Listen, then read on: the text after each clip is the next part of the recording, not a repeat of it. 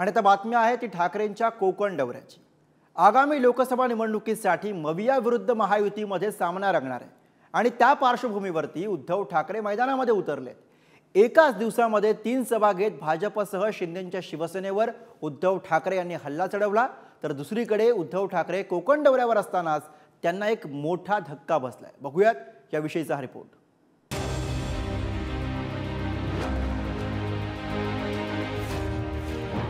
आणि आता सुरुवात तळागाळातून नाही, आता कळसालाच हात घालायचा। पहिला कळसावरतीच आपला भगवा फडकवायचा।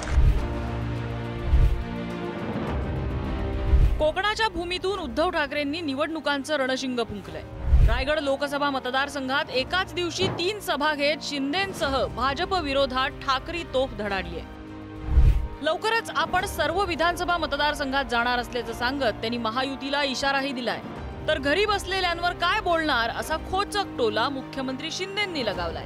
गेले 1-2 वर्ष महाराष्ट्राच्या कानाकोपऱ्यातनं तुम्ही सगळे कार्यकर्ते, आपल्या शिवसेनेचे सगळे हितचिंतक मातोश्रीवरती येत आहेत। लोकसभेमध्ये जेवढे विधानसभा मतदारसंघ येतात त्या सर्व विधानसभा मतदारसंघात मी जाणार आणि माझ्या जनतेला मी भेटणार आहे।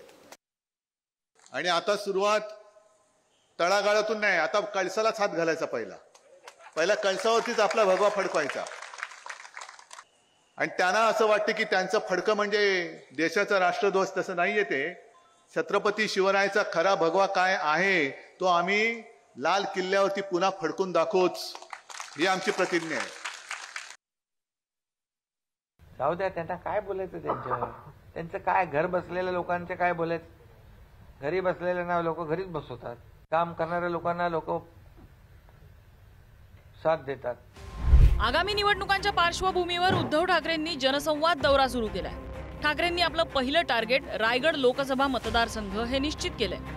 सुनील तटकरे रायगड लोकसभेचे विद्यमान खासदार आहेत। ठाकरेंच्या शिवसेनेकडून अनंत गीते पुन्हा एकदा तटकरेंविरोधात मैदानात उतरणार असल्याचं जवळपास निश्चित मानलं जात आहे। त्याच पार्श्वभूमीवर ठाकरेंची शिवसेना तयारीला लागली आहे। या दौऱ्यात उद्धव ठाकरे शिंदेंच्या शिवसेनेच्या अनेक आमदारांच्या मतदारसंघातही सभा घेणार आहेत। त्यात आमदार महेंद्र थोरवे यांचा पेण मतदारसंघ, महेंद्र दळवी यांचा अलिबाग, भरत गोगावले यांचा महाड मतदारसंघ, आदिती तटकरे यांचा श्रीवर्धन मतदारसंघ यांचा समावेश आहे। देवेंद्र फडणवीस त्यांना सुद्धा मी सांगू इच्छितो, आता तुम्ही आधी फुल होतात गेल्या टर्म मध्ये, त्याच्यानंतर 2.5 वर्ष विरोधी पक्षनेते। आम्हाला वाटलं की एवढे सगळी घरफोडी केलीत तुम्ही मुख्यमंत्री व्हाल, पण तुम्हाला केला अर्ध मुख्यमंत्री। आता तर पाव उपमुख्यमंत्री, पाव उपमुख्यमंत्री। अरे दिमागदारपणाने मुख्यमंत्री म्हणून 2.5 वर्ष भोगली असतीत ना, कशाला चोरी केलीत तुम्ही? पण खोट्याच्या कपाळी सोटा आपल्याला घालावाच लागेल, हाणावाच लागेल। हे पार्ट टाइम पॉलिटिक्स उद्धव साहेबांचं चालू असतं।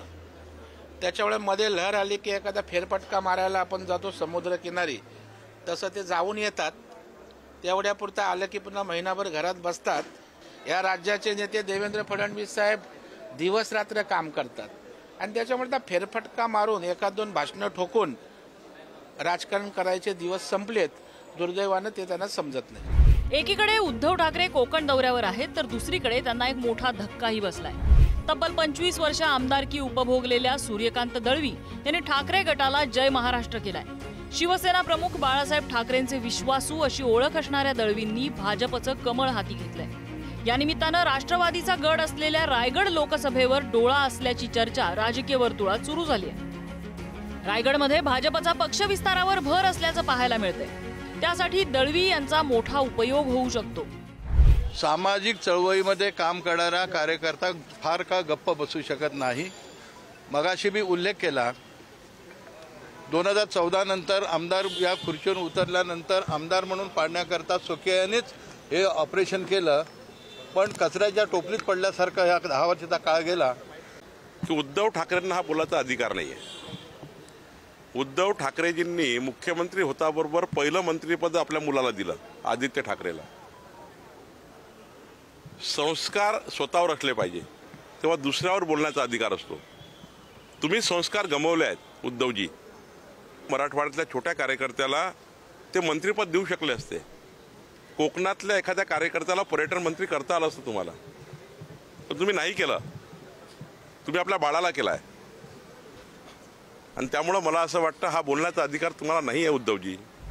रायगड नंतर उद्धव ठाकरे रत्नागिरी सिंधुदुर्ग लोकसभा मतदारसंघात 4 आणि 5 फेब्रुवारीला 2 दिवसांचा दौरा करणार आहेत. शिंदेंच्या शिवसेनेचे योगेश कदम, उदय सामंत, दीपक केसरकर यांच्या मतदारसंघात ठाकरेंची तोफ धडाडेल.